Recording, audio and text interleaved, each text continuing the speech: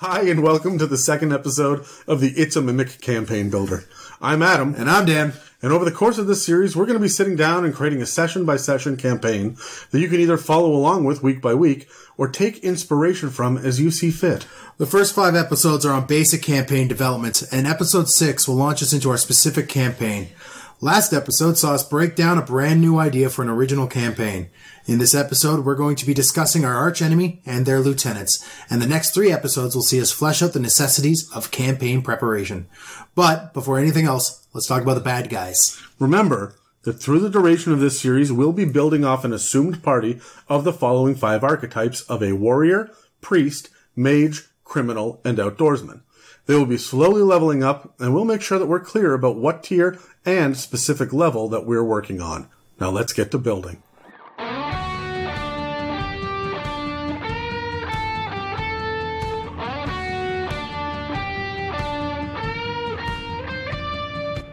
So we're talking about big bad evil guys. Here are the arch nemesis. This is what we're looking for. The people we want the party to hate.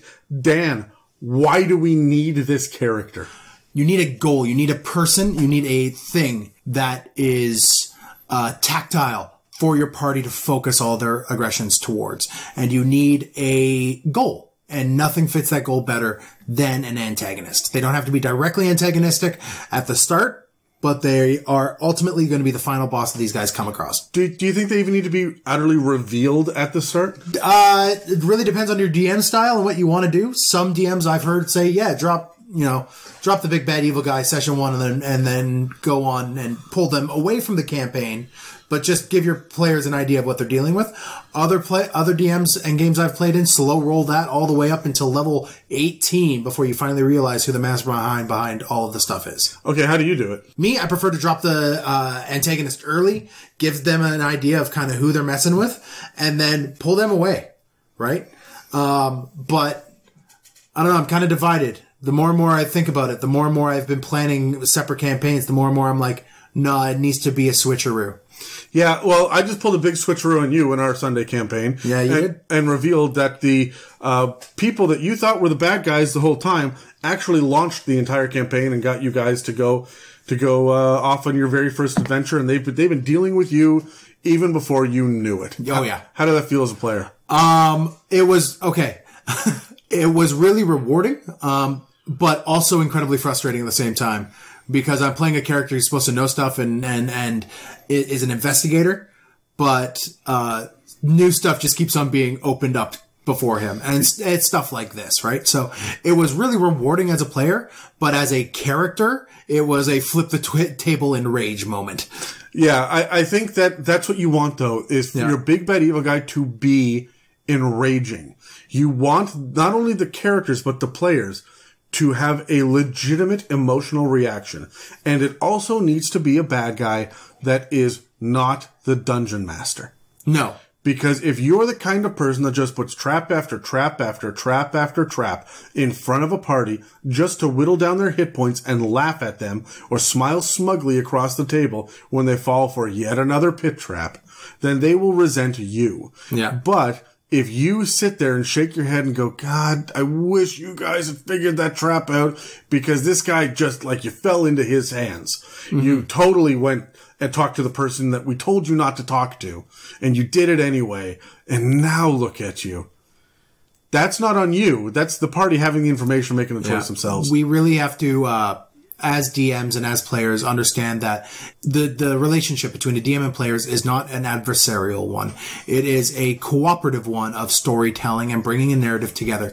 Now, sometimes the DM is going to be, opposed and conflicting to the rest of the players, but that's because they're playing the bad guy. Yeah, and that's their job. And that's their job. Right. They're running the stats and trying to get in the mind space of exactly what's going on with these bad guys. However, we also give lieutenants. Yep. And why do we give lieutenants? Lieutenants give a sense of accomplishment and victory. So a lieutenant is any big, bad, evil guy that's not quite that big, not quite that bad. And sometimes kind of not necessarily. Yeah, they could be good even. Like, it could be an angel, right? So but they're definitely an antagonist, someone that you have to defeat on the way to defeating your overall villain. They're the Vader before the Emperor Palpatine. Exactly. And they are also a good way to keep the plot moving. They're a great way to kind of show when you're transitioning from tier to tier, because your lieutenants should kind of be your bad guys per tier. Think about it like a video game. It's boss battles, right? Yeah. And I like Mario is the best thing. Before you go, if Mario 3 specifically, before you go fight Koopa, you have to fight each one of his damn children first. All fucking like 12 of them. Yeah, no, there's 8, and they just get progressively more frustrating as you go. And that's how D&D should be as well. The bad guys should get harder. They should be increasingly more interesting. I mean, they should all be interesting. Yeah. But as you go, they should be more tied into the plot, and they should show you the direction that you're heading. Exactly. And in terms of accomplishment and victory, like, they are still going to be major agents. So you as players will feel the accomplishment of taking down a key cog in whatever your bad guy's plans are. Yes. And on top of that, you want the bad guy to keep gaining ground off to the side, right? Where sure enough, you've saved this city, but the other city over there also fell. You defeated his lieutenant, but his captain is still alive. Yeah. Right? And so as this continues to go, we're still ramping up the stakes. You can't have the big bad evil guy be the villain in every session.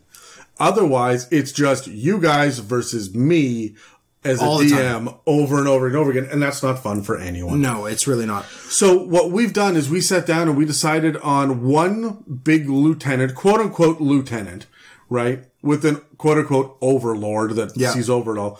But we kind of broke the mold on a couple of ways that we were thinking about it. So we have our big guy, and if you listen at the end of the episode, after the end credits, you can hear Dan and I pitch our big bad evil guys to each other and see who we liked. Yeah. And so what we ended up landing on was Asmodeus. Yeah. Right? Asmodeus. No. He is not Mozart. But he is Asmodeus, and he is and we know what he's up to early. The players won't. And they won't know that Asmo is the big bad guy. They may have never even heard of him. But he is essentially the ruler of the Nine Hells. He is the biggest, baddest, smartest devil, archdevil in existence. And he has godlike powers. And if anyone is going to pull a fast one on the gods and kidnap them and make them go missing, it would be him. Mm-hmm. So this is strategic. He should be one step ahead of the players at all times. And he's going to be, I mean, if you're going to have a big bad evil guy, go with the biggest, baddest, most evil guy. Go with the devil. Right? So you don't have to do this. It could be a fallen angel. It could be a construct that's stuck on autopilot and can't stop. Mm-hmm. Right? There are a number of different ways to approach it, but we went classic evil because honestly, it gives us a lot to work with when we're trying to plan out a whole campaign and many different smaller arcs all at once before we even roll session 1. Yeah. So this is something that we want to know in session 0. Yep. But maybe the players don't, right? We can drop a hint that, hey, you know what? There's going to be some planar stuff later. And if you listen to the previous episode, you know, we'll go to the planes. Yeah. And they have a choice to go along the evil path or the chaotic path. And if they go evil, there are a lot more clues as to who this is. Right? Yep. So and if they go chaotic, there's going to be a lot harder journey for them to get to where they're going. Right. And so we're going to give them the agency to be able to do that. But Asmodeus is definitely going to be set up. And his big thing beyond everything else is, I don't know if you guys are familiar with Descent into Avernus, but they've got these infernal machines.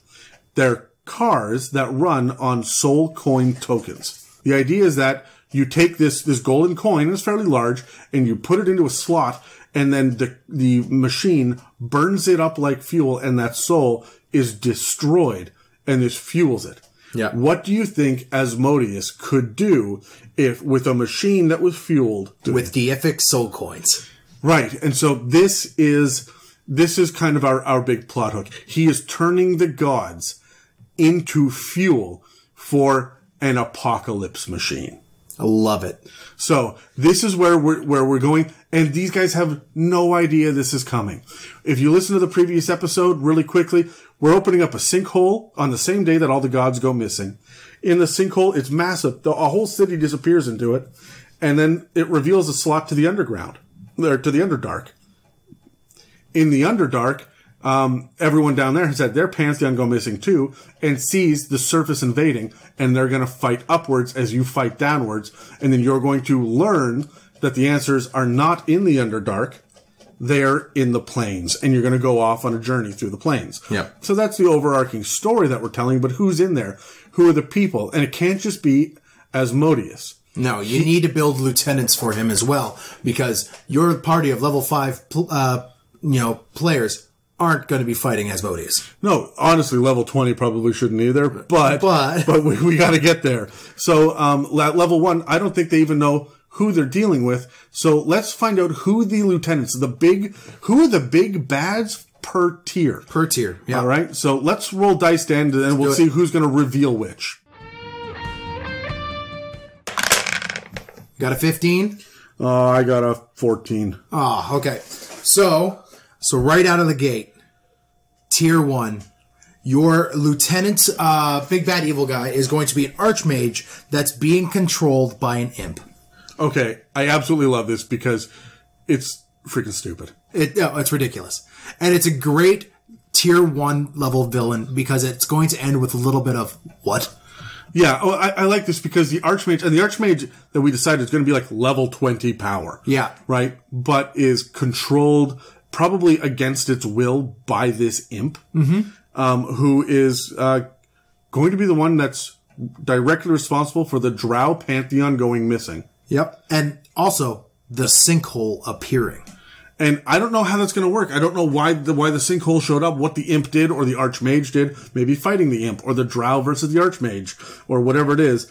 But the imp is the mastermind who has enthralled this level 20 mage. Somehow. Like he caught lightning in a bottle and now he's trying to use it.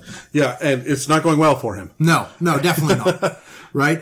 Which, I mean, is going to be awesome for your players as well because it adds a little bit of a dilemma. I mean, the imp is not going to be able to control the Archmage as much as the Archmage is going to be able to dump out on his own accord. So you can kind of pull your punches with the Archmage a bit.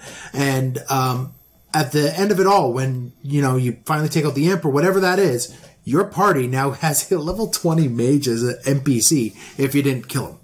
Yep, and I also like the idea of your goal is not necessarily combat, it's to sever the tie between, break the link. Exactly. And maybe you do that by murdering the imp. Maybe you just do that. I mean, there should always be a violent way to solve any problem in D&D because they're all just a bunch of murder hobos anyway. Exactly. But you should have other options down there as well to be able to address this concern. And we don't know what those are yet. We have no idea what's in the future. We don't know what next episode is yet. We don't even know where this is happening except somewhere around a great big hole that goes down the Underdark, right? Yeah. Like that's what we have. So I really, really, really like this idea of this imp who is just up to shit. Yeah. Right? And he's probably receiving direct orders from Asmodeus. And if you kill the imp, you will never find out. You will just know that somehow devils were involved. Yep. Right? And I think that rewards people in one way and not necessarily punishes them. It just removes a little information that they could have gotten earlier. Exactly. And this isn't information that they're never going to get, obviously, but it removes that key information early for now. It kind of puts it on pause.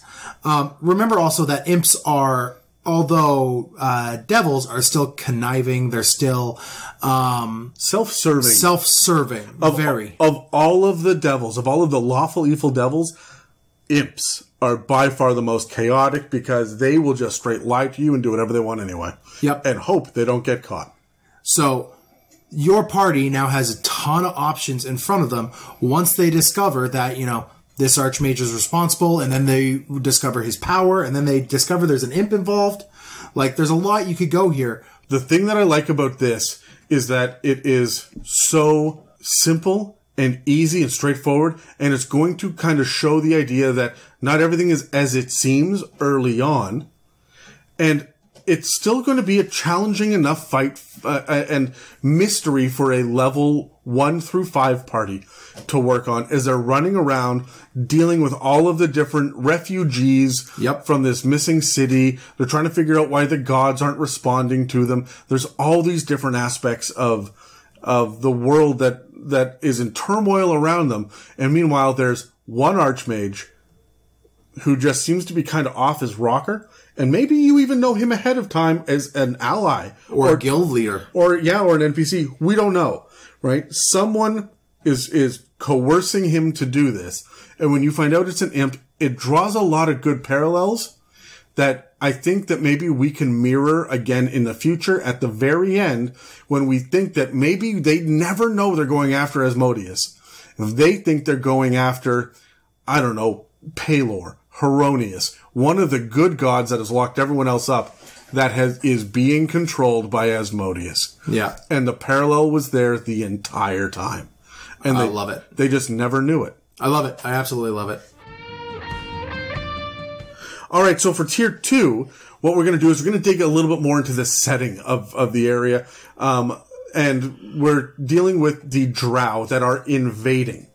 So we said in the last episode that tier 2 is the Underdark is invading up into the surface level, and there needs to be a general, someone that is obviously evil, that is enslaving people, that is dragging them down into the pits. And I think that we should just lean into it and have a Drought Priestess. And remember we said that maybe they don't necessarily win tier 2, or there's a big loss, or there's a sense of danger, definitely. A Drought Priestess, if you get one of the matrons out of the I think it's Volos, and they're nuts. They're high CR. Yeah. You won't be able to fight them. You'll have to fight a bunch of drow at levels 6 through 10. You're fighting a bunch of drow, and they're going toe to toe with you. And by the time that you go face to face with the priestess, you better have a plan.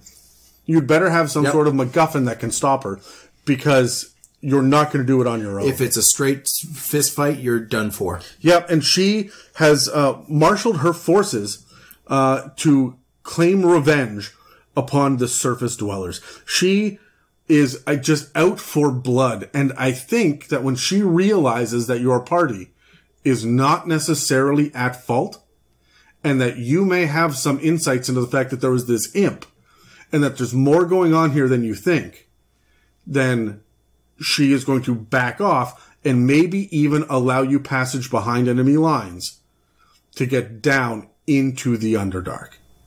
Because that is where we're heading in tier 3, right? Right. So maybe having a drow priestess on your side to help, because remember, drow houses fight each other as well. Oh, yeah. There's all sorts of politics, and if you have, we're talking a lot about guilds in this as well. Maybe your guild teams up with her, while your opposing guild teams up with her enemy's house. Yeah. And so this sets you up with what was once a villain is now an ally again, and we're doing it 2 different ways. The first way, they didn't really earn. We gave them the imp and the Archmage, and they killed the imp, and the Archmage kind of came to his senses. This one, they've got to earn the favor of the Drought Priestess, and we should have worked the murder hoboism out of them at this point. You would hope. You would hope, and there should be a little bit more role play and political intrigue, more discussion with NPCs. They should be more connected to their characters by this point, for sure, and should be able to make decisions in character that aren't just helping along the plot and solving things, but also make sense for their characters. Yeah, and if you need to get a Drought Priestess's attention, you kill her concubine. Mm-hmm. And those guys are pretty powerful too, right? Like, there are ways for you to do to still have the combat, to still be able to be, like, there are captains under the generals, and there are lieutenants under the captains, and there are all sorts of named NPCs that you'll be fighting all the way here. We haven't really fleshed any of this out. We're not quite sure. I'm kind of spitballing at Dan right now, but I really like the idea of this Drought Priestess that is the big, bad, evil guy for tier 2, and you finally get a face-to-face, and she says, I understand that we're actually on the same side. That is pulling the rug out. Right? Your players are going to stop and go, wait, what? Yeah. And also giving a little bit of agency and saying, hey, I'm going to set you guys up down in the Underdark. You go ahead and get your friends back. Destabilize this house for me, and I will protect you as much as I can. This gives you an entirely different feel of the fight on the surface level, taking the fight to the Underdark, right? It gives you tier 3 espionage and guerrilla warfare and sneaking through the sewers in the Underdark and the caves and it gives you a new dynamic down here as you're trying to solve the mystery of where did the gods go? Yeah. Because ultimately, this priestess wants to know where Lolth went as well. Oh yeah, for sure. So for tier 3, I've got a bit of a flip the switch because we know for tier 3, we are, as a party, as a group, we are now diving into the Underdark to fight back after the trials of them coming out and invading the surface world. Right. We've lost NPCs at We've this lost point, NPCs. right, to slavery down below. We're all hurt. We're trying to break this slavery ring down below and save our NPCs as well as figure out more information about what has happened to the gods. What we wanted to do for a big bad evil guy and a lieutenant at this stage is we kind of agreed on a stone golem, almost a AI construct controlled by these opposing drow houses that you now have to fight through to rescue your friends, rescue your allies, and find out more information about the missing gods. You will find out that these infernal machines and artificial intelligence and constructs are being flooded into the Underdark from supposedly more devils who are trying to force their way through. And I like that because that's a tie back to the imp. This is where if you didn't figure out that the imp was working for archdevils, right, and the archdevils were still around or whatever it is, if you didn't get that information at the end of tier 1, you can get it at the beginning of tier 3 now, right? As you find out that the drow are using constructs and the devils are the ones like supplying these war machines to them. Exactly. And what just occurred to me, Dan, I know we've talked about this prep for the episode, but it just occurred to me because of course the drow are using these constructs and we need to drop these earlier than tier 3, smaller constructs in because we drop the faster ones in and not the big like juggernaut behemoth level ones because, man, there's a giant hole in the ceiling and the sun is getting into the Underdark. The drow can't fight. No. Right? They will be shrouded and attacking at night, and so their daytime forces would be these constructs that they control. Yeah. And you are also coming across another small problem here that, with the missing gods that I think now at tier 3 you could really start to pull out. It's a little bit more of an environmental issue, but the Raven Queen is gone, or whoever your goddess of death, or whoever runs the transition between death and life is, they are now gone and missing. So all of the souls of all the dead people from the drow invading the surface world, from you heading back down into the Underdark to fight, they just stay where they lie. So now you're going to be fighting this stone golem because he's got to power these infernal machines somehow. We've already discussed you would power them with souls. So this guy's going around collecting souls, turning them into soul coins himself, and feeding his machines. This is going to tease you this little and inform your party at tier 3 the whole mechanic about soul coins. Yes. Now this is really important to drop for the very end of the campaign. Yeah. Right? Because that's going to be a big reveal. So we're introducing an idea, a plot point early. The other thing that the reason that we chose the AI, the reason that we really, really liked it for this campaign was because there have never been a lot of constructs in 5th edition. Not really. So a lot of people have kind of ignored them, except for the odd clay golem. You don't run into them that often. Modrons aren't really used as much as they should be, you know. However, with Eberron and Avernus coming out recently, there's a lot of information out there. You can use Warforged and just take out the intelligent aspect of them and turn them into AI. Think about fighting... They're Mornlands Warforged. Yeah, well, think about fighting a Warforged Colossus, right? And maybe that is the enemy here, the big bad guy. He's a Warforged Colossus. Just a gigantic construct. Yeah, it's gargantuan. It's so big that you can have a dungeon crawl through its insides. And so this information exists out there. We want to play with it because most players haven't seen anything like this. No.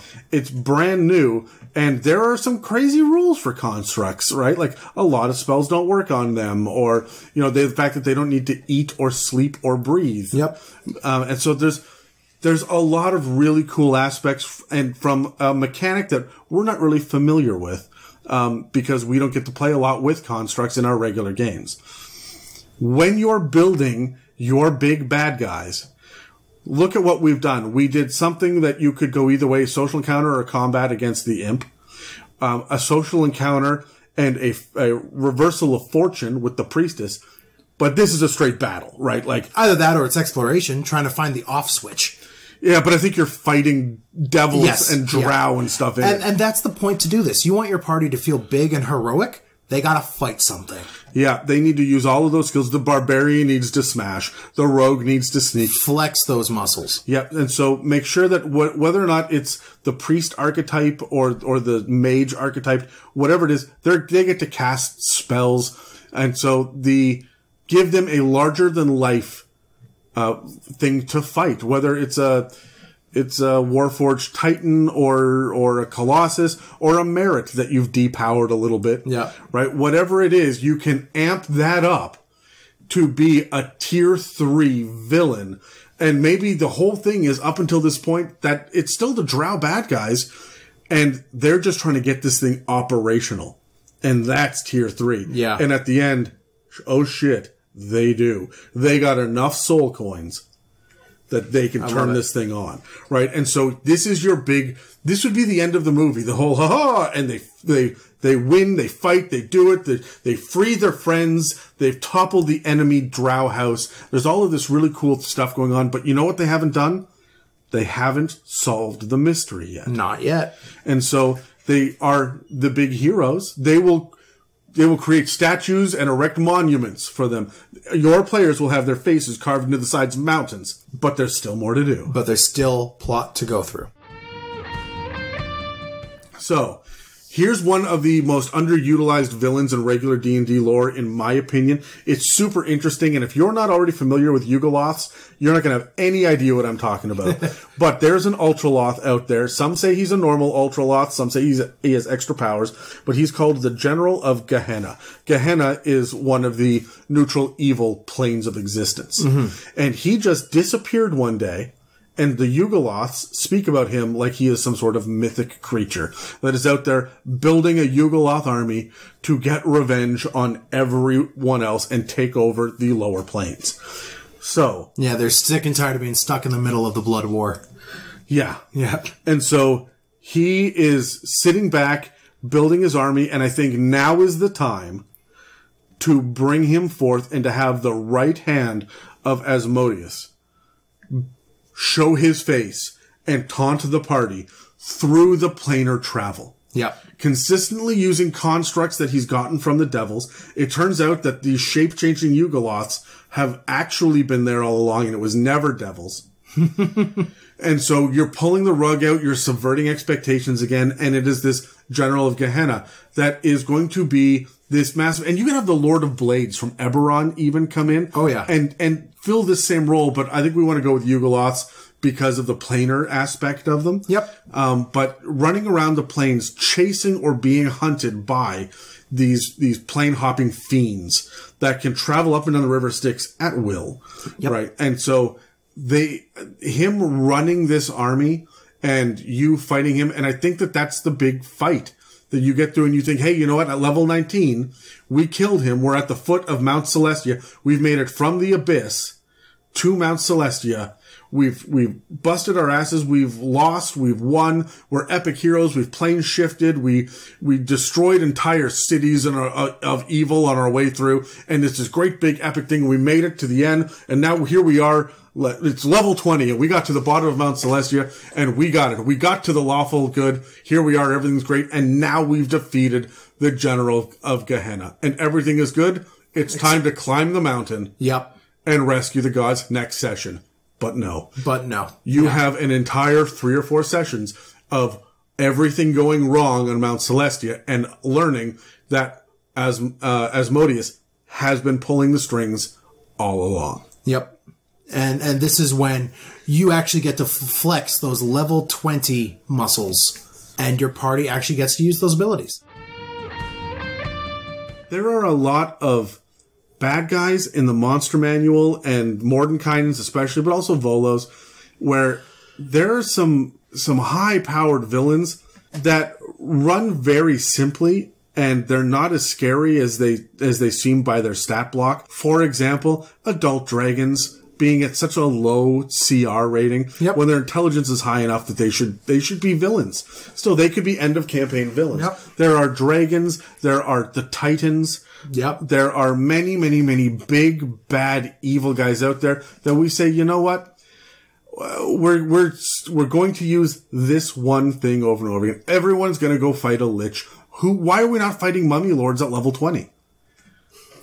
Because their CR isn't high enough. Oh, yeah, of course. But they absolutely could be if you give them the right environment, you give them the right strategy. And so we wanted to showcase, go find your hags or your sphinxes or all of those creatures that you see at the higher levels and go, oh, that's neat. And then you never look at them again. No. Or you think that they're a one battle encounter. Have that subverted expectation. The person that they think this is the bad guy that's been doing this all, this one guy who's been lying in wait, or this one group, whatever it is. And we go and we fight them and it finds out that, oh my God, there's someone even worse. Yep. And so that's why we chose that. And you see the progression that we've gone in, right? Oh, yeah.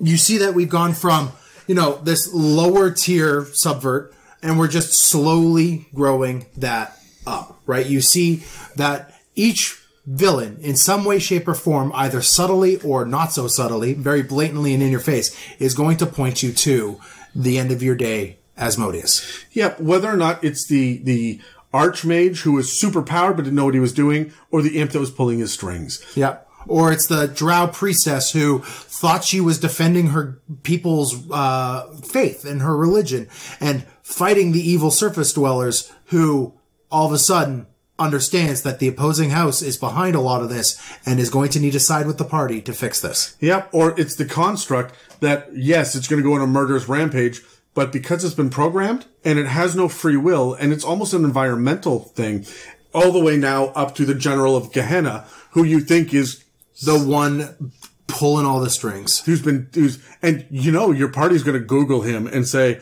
and find the lore that says, shrouded in mystery, nobody knows there. And that's perfect. Yeah. That is exactly what you want. And what we're doing is subverting that expectation, but also giving you the payoff of beating them.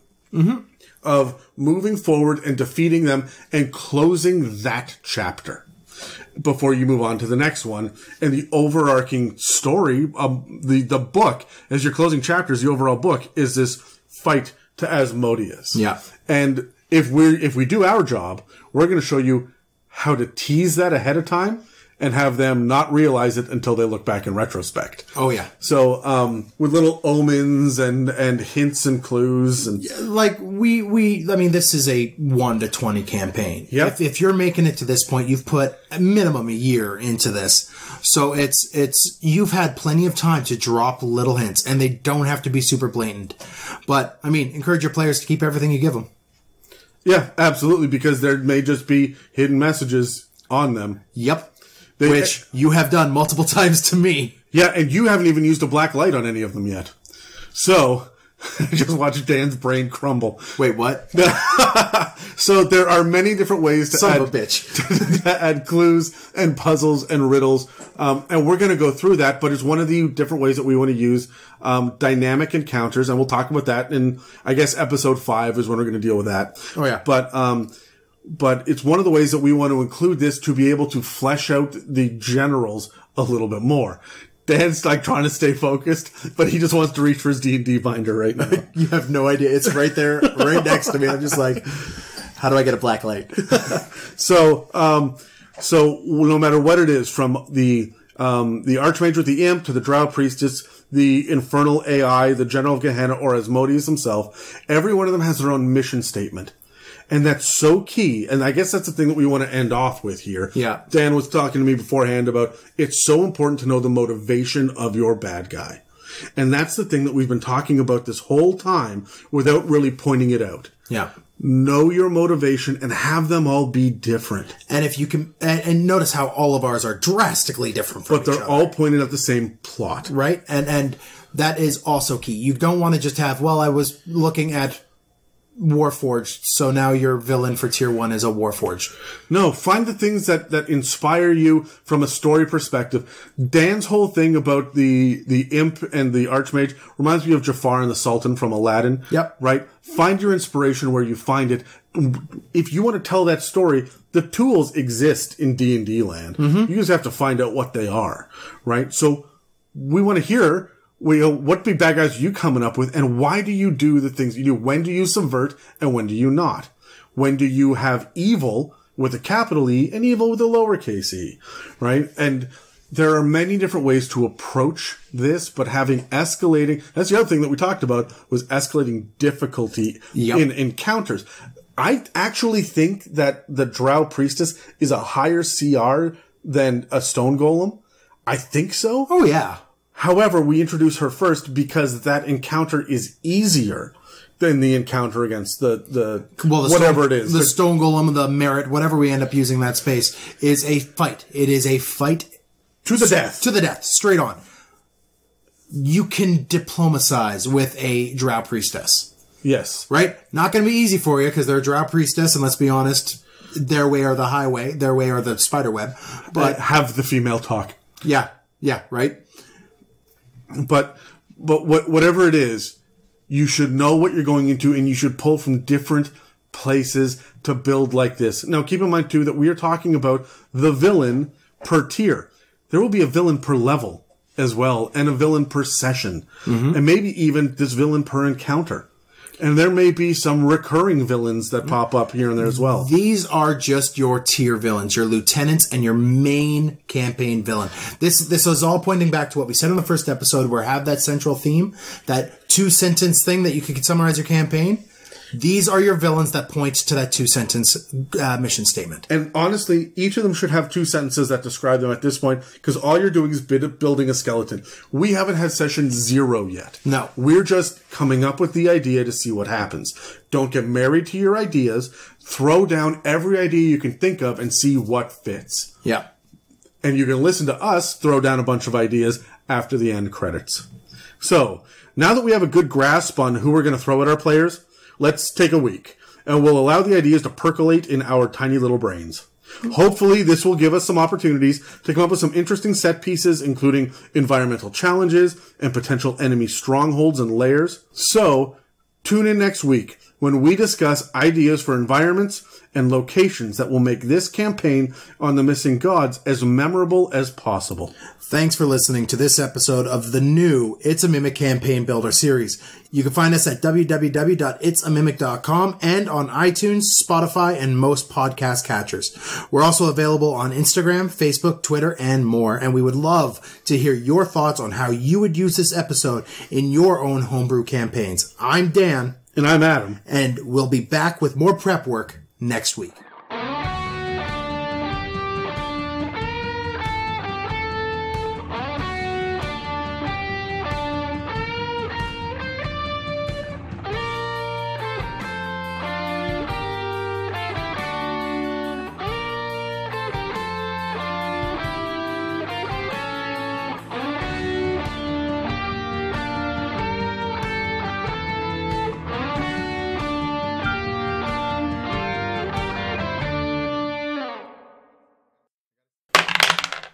I got a 16. You got a natural 1. Oops. Wolf. Okay, right off the top, I have a metallic arch Dracolich. Metallic, though. Metallic. So it used to be good and has fallen. Yeah.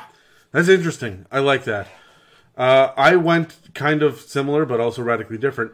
So the idea is I went with a D&D monster as well, but their motivation is the fact that they've been around forever. I don't know how much you know about aboliths, but aboliths have that hive mind thing. It's not even hive mind. It's racial memory. Yeah. So you remember what the first abolith, the first one back in your entire family tree. You know every memory from every one of them. So this villain is the abolith from the future, the last abolith that remembers everything and knows how the universe ends. Oh, I love that. I just got to say, though, if you are bringing in aboleths, you have to play with memory with your parties as well. It's such a big part of aboleths, you got to do it for yeah, absolutely. Yeah. Adam, you have said that you're a big fan of hags. I'm also a big fan of hags. And I would say your big bad evil guy doesn't need to be a single hag or even 2 hags. Throw 13 hags. I love the idea of 13 hags in a coven. That's the super coven. I put that in my own games more than once. Yeah. And this also gives you a ton of cannon fodder later on. Mm-hmm. And when you give different combinations, different kinds of hags, they get different powers. That's a lot of fun. Yeah. I love having hags. What about this? There's ancient dragons, and they've been around for long time. But what about the original red dragon?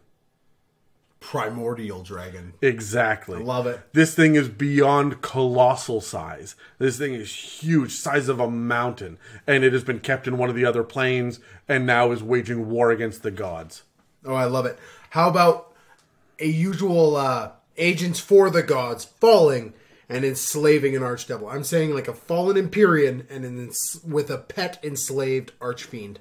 Or archfey. Or something that it is using to cause this havoc that is wreaking the lands. That's cool. I'm very similar on my next one as well. I just went with an archangel on a power trip who just said, I can do this better than you. If you are really lawful good and you really upheld everything that was all good and hope and joy in this world, why do you allow the blood war to keep going? Mm-hmm. That's it. The group of you, lock down. I will run the universe. Oh, I love it. I went with for my next option, I went with a very real character that we could all see happening.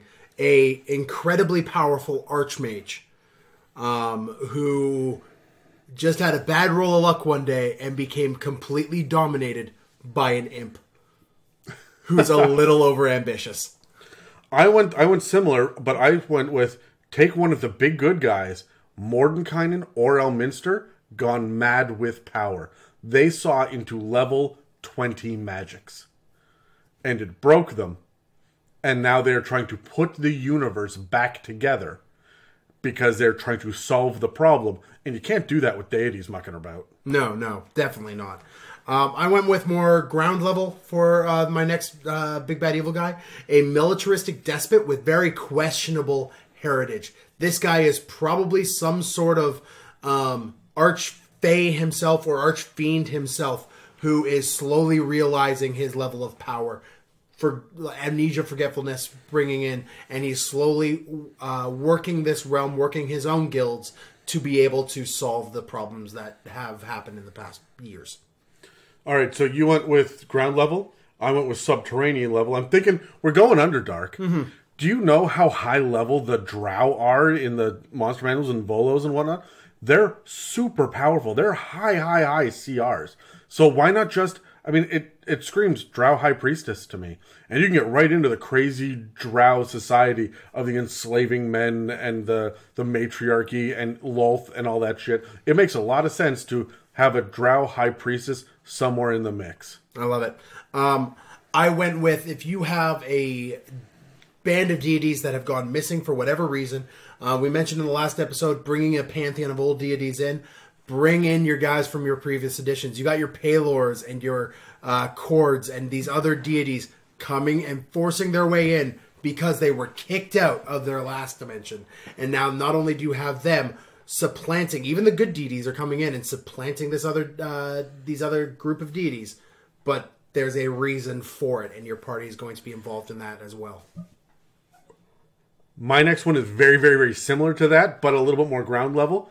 It is a single cleric of Cord or one of the fallen gods. I like that, yeah. And he has stepped forward and said, no. They've got to come back. And the first thing we have to do is lock these guys up and so that we can bring these guys back in. We have to kick everyone out of the room so we can bring in new people. And he's just a cleric that somehow made it into the 5th edition of Dungeons & Dragons. I absolutely love it. Mine is kind of similar to that, where it's a human warlock whose patron and literal thing embodying him and possessing him is a legit Great Old One. And I'm not talking about your Yig level Great Old One. I'm talking your Yog-Sothoth great old one. Your big papa daddy great old one. Everyone should go listen to our Halloween special from this year, 2019. Yeah.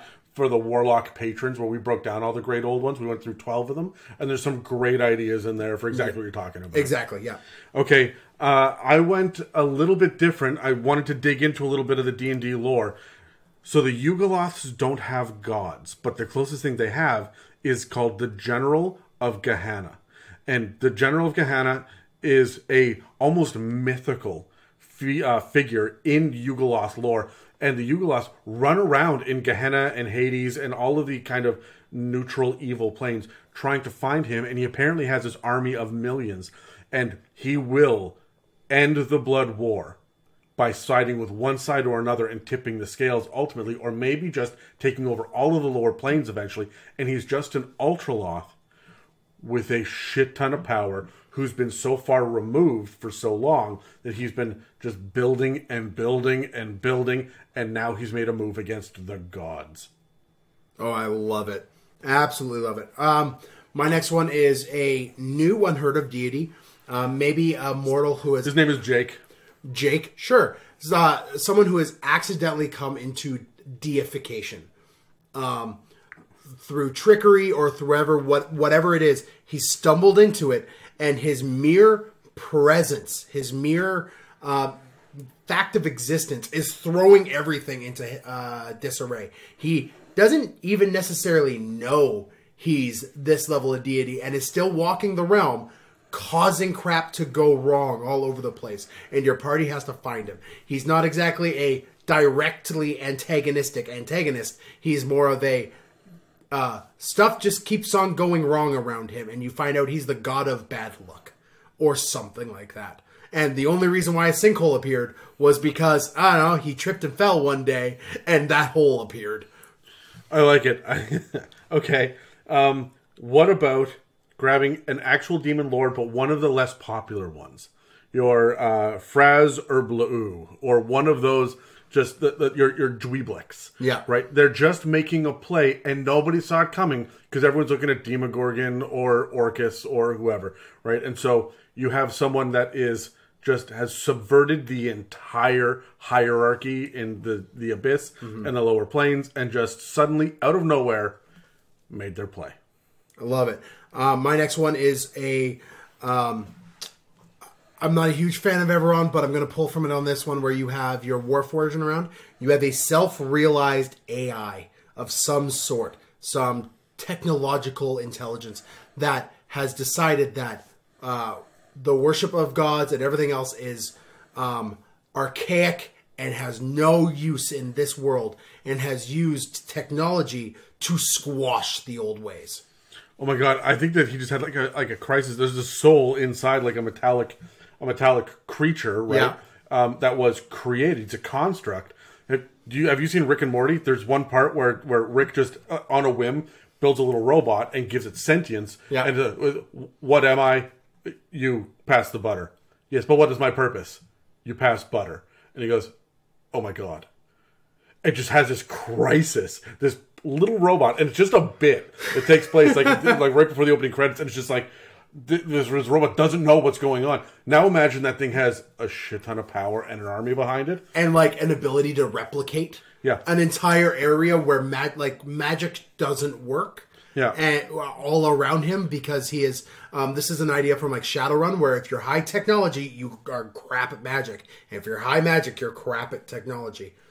I like the idea. You can almost go the Animatrix with it, where they just become self-aware and say, you built us to be slaves, to go to war for you, or to break down in the mines so that you wouldn't have to. And this is our revenge now. It is our time of the constructs. That's really cool. I like that. Mm-hmm. Okay, it's Underdark. It's gods.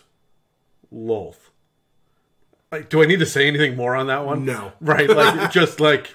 She's finally made her play. Yep, and I've been waiting for 5th Ed to address Lolth, and it really hasn't happened. Not to the degree that we want to see. Not really at all. My final one here is I'm going more with that adventurer who has become a deity himself, and is it kind of fits with your demon side as well, but this is a human level deity who is probably sitting in the back of like a thieves guild or an assassin's guild or something, and has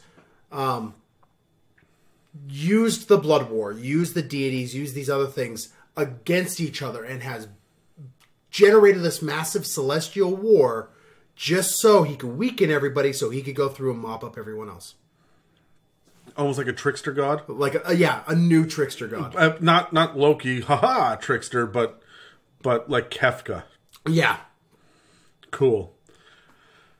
I'm going to ramp this up to the one that I believe is the only correct answer, and it was the last thing that occurred to me, so I'm a little ashamed it didn't get to me first. Asmodeus. The single smartest god. The god that has tricked other gods into giving him an entire plane of existence. The god that said, you know what? I'm just an archangel. Give me godhood, and I will take care of this blood war. He has such a rich, deep... You mean Archdevil, right? No, he's a fallen angel. Oh, cool. Originally. And he turned to all of the good deities and said... because he got corrupted from fighting all the demons, and he said, look, I will tie up the demons, but you need to give me a little bit of power. You need to let me kind of run the nine hells for a little bit. That's very analogous to Zariel's story as well, right? Yeah, and that's why he actually takes pity upon Zariel. But he is the obvious smartest, best strategist of all of them, and he consistently has machinations that not even the gods understand. And a lot of people think that he is purposefully keeping the blood war going and could stomp out the abyss whenever he wants.